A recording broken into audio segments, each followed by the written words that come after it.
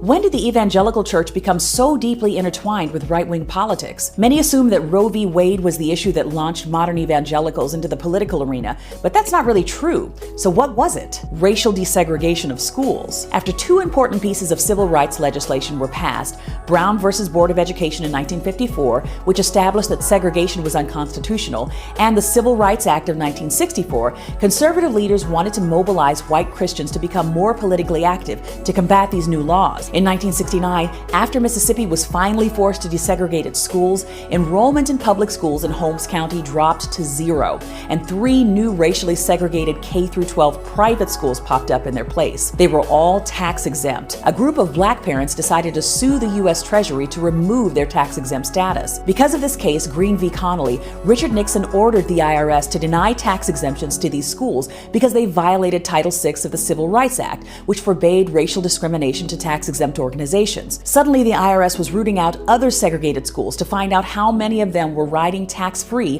while denying entry to black students. In part 2, I'll explain how this laid the groundwork for the political mobilization of the modern-day religious right.